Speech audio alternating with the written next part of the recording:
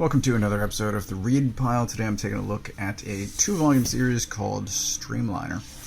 These were put out by Magnetic, and I grabbed these on sale a couple of months ago. I finally got around to reading them, and it's awesome. This series and another one that I'll be recording in a few minutes, Warship Jolly Roger, have been on my radar for a number of years. I don't remember, I think Jolly Roger, like 10 years or something. I saw them on Amazon many years ago as European comics. Magnetic brought them over, got them translated, and put them out in these oversized, there's a standard size comic. So you can see, oversized hardcovers, and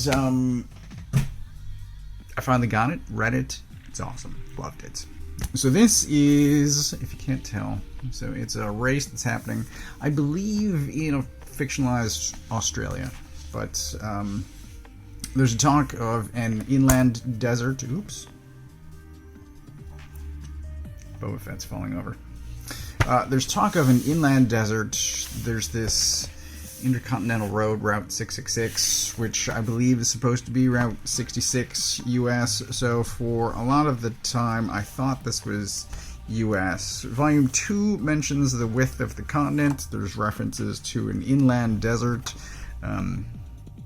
Based on the width of the continent, I'm saying Australia rather than US. It doesn't really matter, I don't think. There is a government agency that, again, seems more US than Australian, but whatever. It's a fictionalized history. There is references to the Great War, which I'm taking to mean World War I, because this jumps a bit through time, but there is at one point, so I think it starts in, it starts in 73, jumps back 10 years, and there's kind of a 50s greaser character, and one of the main characters' father was in, again, I think, he's in a plane, this plane, actually, and it seems like World War II technology, but I don't think the timeline quite works out to be that. Maybe it does, I don't know.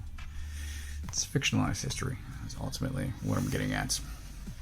The point of the story is there's a guy and his daughter, and they run this gas station out in the middle of the desert, and there used to be these races, car races, and he had one of the fastest cars.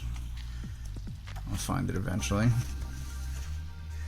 But this guy, the greaser looking guy, is going to run one of these new races, and he chooses the gas station as the place to have it. There's a 6-mile flat desert straight, and then they are going to go through a canyon with some hairpin turns. These cars, oh my god. This is one of the main ones. Gorgeous. So it's a straightaway for 6 miles, hairpin turns in a canyon, and then 6 miles back to the starting line. And whoever wins that is going to be the leader of this gang, and they're also going to, look at that. There's just a ton of these car shots, and they look incredible. Whoever wins the race is going to be the leader of the Greasers gang, but they will also take over the gas station because he's got this brain that just mentally takes things apart. So there's some engine shots like this too. The father lost a hand of, I believe, poker, but he put up the gas station as well. So whoever wins is both going to be leader of the gang and take over the gas station. And people from all over the country start coming out, joining up this race. It was supposed to be basically just the gang, except then there's another gang of female motorcycle riders that show up, and then there's a criminal that shows up just escaping the law, and then it's almost Cannibal Run-ish, where it's just everyone starts to come out. It's this huge thing. Volume 1 is entirely set up. An introduction to all of the characters, the scenario, sets the stage for everything. Volume 2 then is the race itself, and it is There's the turn. So all that's going on in the canyon. The media shows up. There's a blimp that's commentating on the race. It's awesome. It's so cool. But car chases is one of the hardest things, I think, to do in comics. And this is thankfully not a car chase, it's a race. And it's done, I'm going to say, incredibly well. Look at this 2-page spread, right? So just going across. And they're off. Oh my god. It's so good. Most of this is race. Let's do slice of the plate.